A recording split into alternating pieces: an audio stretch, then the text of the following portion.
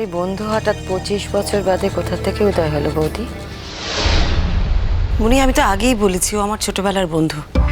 আমরা কলেজে একসাথে পড়তাম। ও উত্তর কলকাতাতেই থাকে, আমার বাপের বাড়ির পাশে। আমরা একসাথে কলেজ যেতাম, একসাথে কলেজ থেকে ফিরতাম, কলেজে পাশাপাশি বসতাম। তারপর তো আমার বিয়ে হয়ে গেল। লোকমুখে আমি শুনেছিলাম অন্তরার নাকি বিদেশে বিয়ে হয়েছে। তোমার মাঝখানে এই 25টা বছর আমাদের কোনো যোগাযোগ ছিল না। ও বলল হঠাৎই নাকি এবারে কলকাতায় এসে আমার বাপের বাড়িতে গিয়ে আমার ফোন নাম্বার জোগাড় করে আমাকে ফোন করেছে।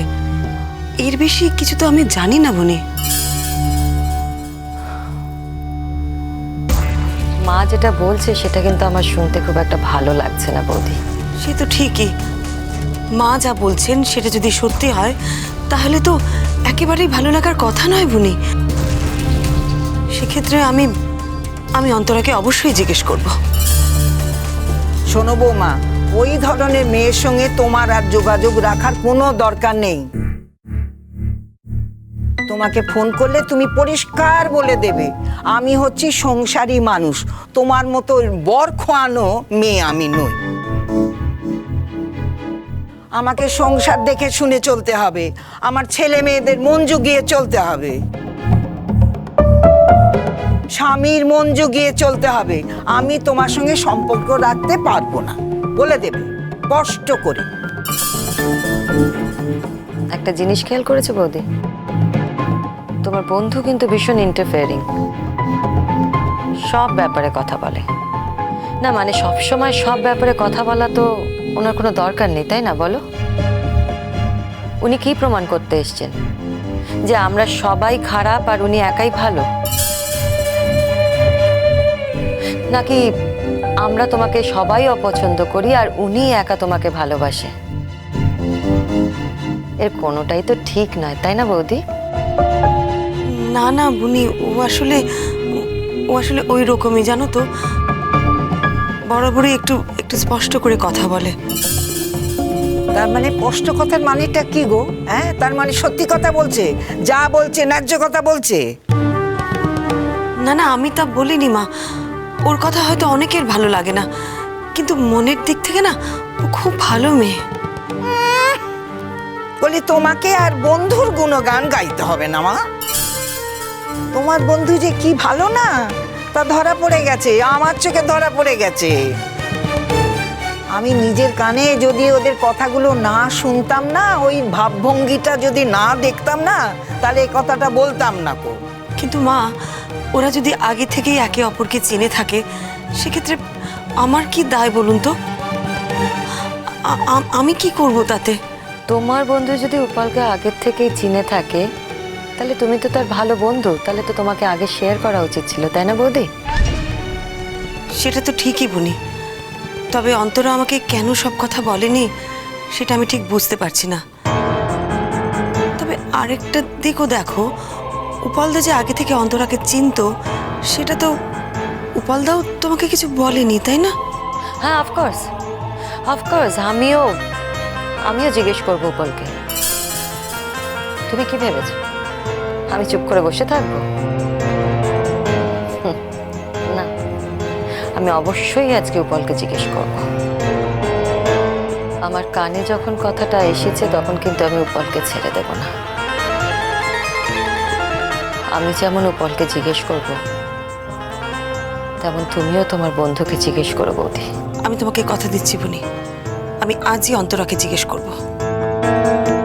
আর সে যদি বলে যে হ্যাঁ তার সাথে আগে থেকে জানাশোনা ছিল, তাহলে তো তোমার দু কথা শুনিয়ে দেওয়া উচিত।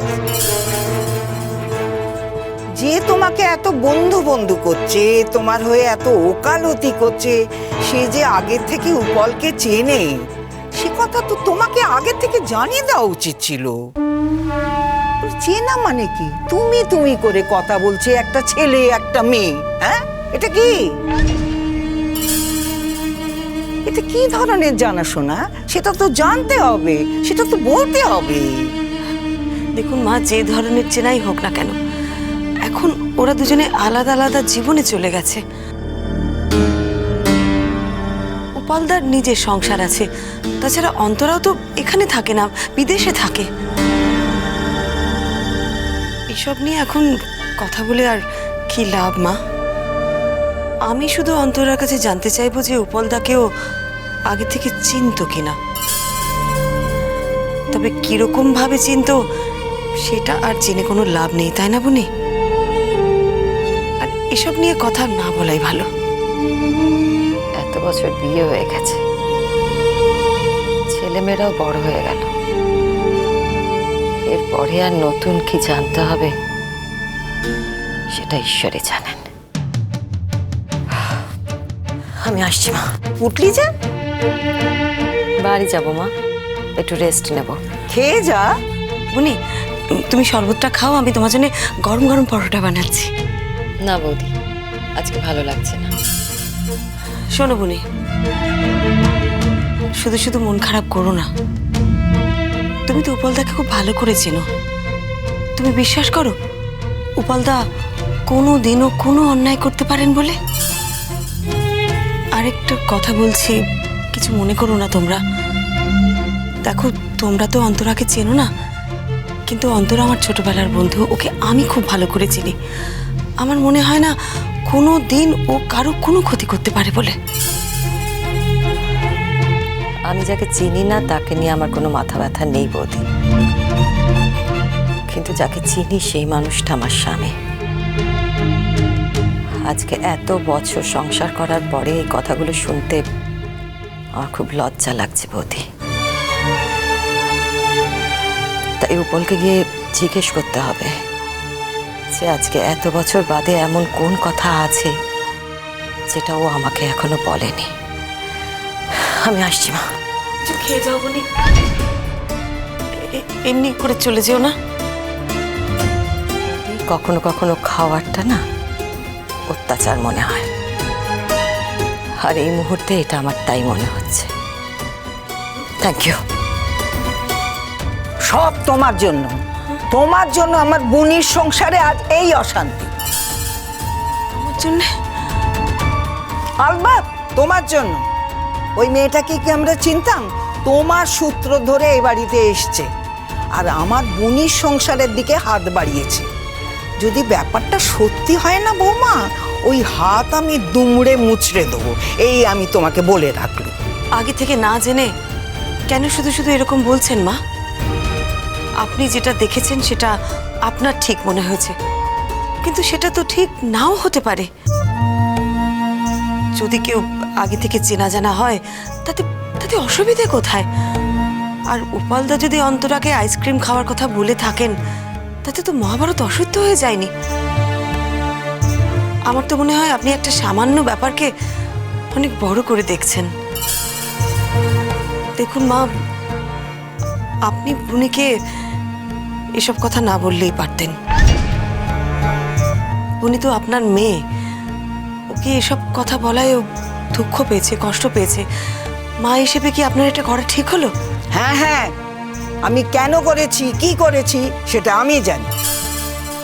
আমার মেয়েকে তো আগে থেকেই সাবধান করতে হবে না? তারপর সত্যি সত্যি যদি দেখি আমার মেয়ের ঘরে আগুন লেগেছে, তাকে আমার সাবধান করতে হবে না? তাই জন্য বলছি, আমি যা বলেছি, যা করেছি ঠিক করেছি। দেখো, তোমার বন্ধুকে জিজ্ঞেস করো সে কি বলে। কি হলো, যাও।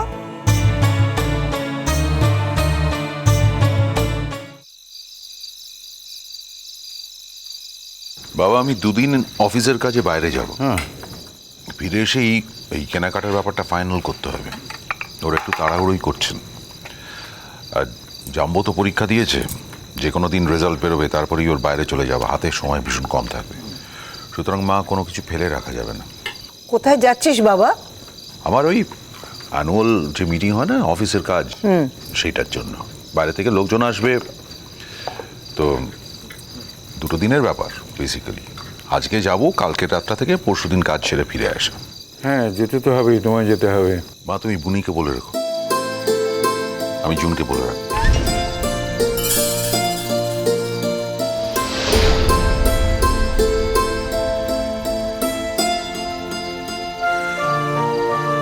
শ্রীময়ী, তুমি মা, তোমার যাওয়ার অধিকার নিশ্চয়ই আছে, কিন্তু তোমায় তো আমি একা পাঠাতে পারবো না। দেখো, একটা জিনিস বোঝার চেষ্টা করো, তোমার রুচির সঙ্গে অঙ্কিতার টেস্ট মিলবে না।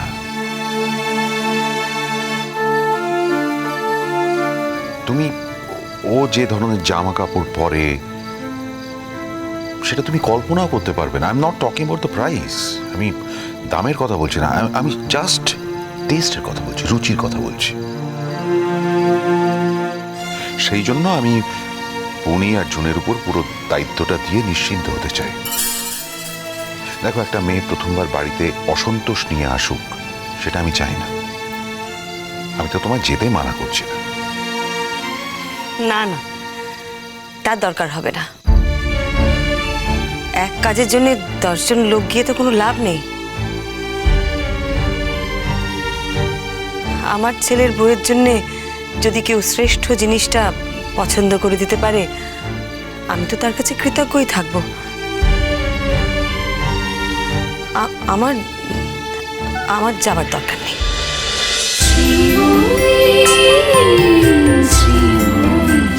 cholo cholo cholo cholo cholo pa